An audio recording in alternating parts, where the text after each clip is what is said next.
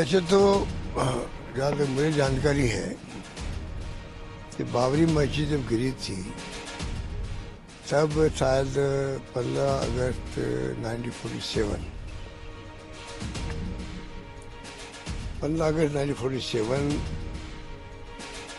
को लेके कानून पास किया कि जो धार्मिक स्थान है चाहे किसी भी धर्म के हो,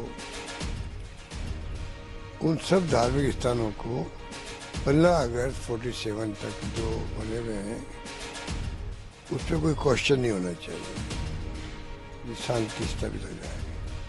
और शांति स्थापित हुई भी 30-35 साल हो गए। अब ये 2-4 साल में जो जब से RSS बीजेपी सरकार आई है और कुछ लोग जो है धर्म के नाम पर आप देखते तो राजनीति चल रही है देश में। चुनाव चाहे महाराष्ट्र का हो, चाहे वो हरियाणा का हो या पार्लियामेंट के हो, सारे चुनाव ध्रुवीकरण के आधार पर जीते जा रहे हैं और खुल के धर्म के आधार पर ये लोग अपने टिकट बांटते हैं।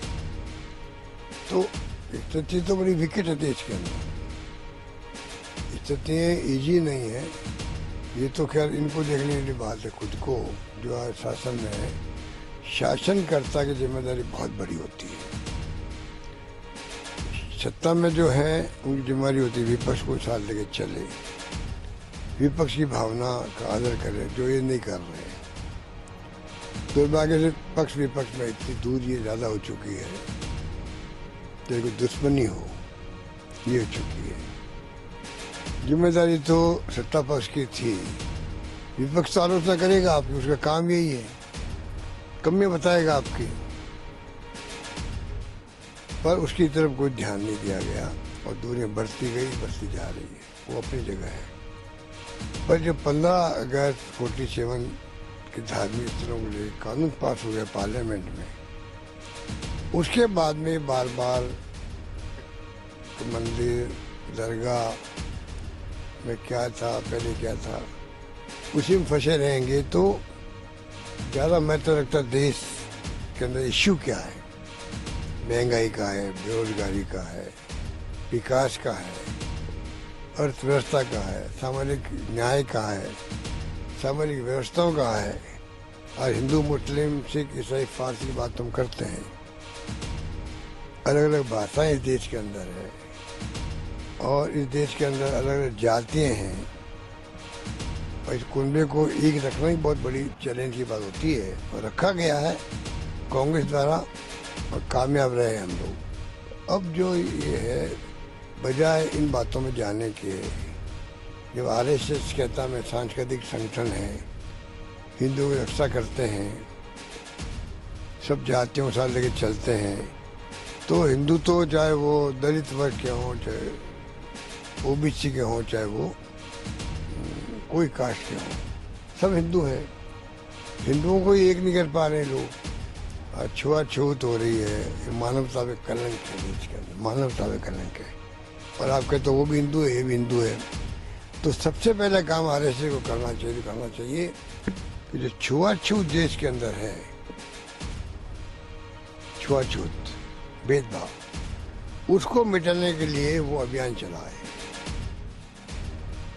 और जो मोदी जी कहते हैं मैं थाली बजवा सकता हूँ, ताली बजवा सकता हूँ, कुछ भी कर सकता हूँ और देश मेरी बात सुनते हैं, तो सबसे पहला काम उनको ये करना चाहिए था, एक तारीख देनी चाहिए थी, इस तारीख के बाद में कोई छुआछूत नहीं होगा, मानव एक समान, ये होना चाहिए था। ये बातें करते नहीं है। और 800 साल पुरानी मस्जिद मान लिया, दरगाह है आपके अजमेर की, देश दुनिया के लोग वहाँ आते, दुनिया के लोग आते हैं वहाँ पर। ये इनके एक्शन से कि कोर्ट में केस हो गया, दुनिया के मुल्कों के जो मुस्लिम भी आते हैं, हिंदुस्तान के हिंदू भी जाते हैं, ये लोग, प्रधानमंत्री कोई हो, कांग्रेस के हों, बीजेपी के हों, कोई हो, पंडित नेहरू के जमाने से मोदी जी तक, वो तमाम लोग, वाजपेयी जी, ये तमाम लोगों की दरगाह में चादर चढ़ती है, इतनी मान्यता उसकी है। तो चादर चढ़ाने के मायने होते हैं अपने। आप चादर भी चढ़ा रहे हैं और आपकी पार्टी के लोग कोर्ट में केस भी कर रहे हैं, भ्रम पैदा कर रहे हैं, तो क्या एक कौम के लोग सोचते होंगे? हर कौम में आपस में भेदभाव हो सकता है, थोड़ा बहुत। तो धर्म के नाम पर थोड़ा बहुत नाइतफाकी हो सकती है, अपने धर्म के बारे में कोई बात सोच सकते हैं, पर अगर मान लीजिए आप इतनी घृणा पैदा कर देंगे, दूरी बढ़ा देंगे विचारों में भी, सोच में भी, व्यवहार में भी, तो जहाँ अशांति में विकास ही हो सकता है। मेरा मान, जहाँ हिंसा है विकास ठप हो जाते हैं। ये बातें किसको कहनी चाहिए?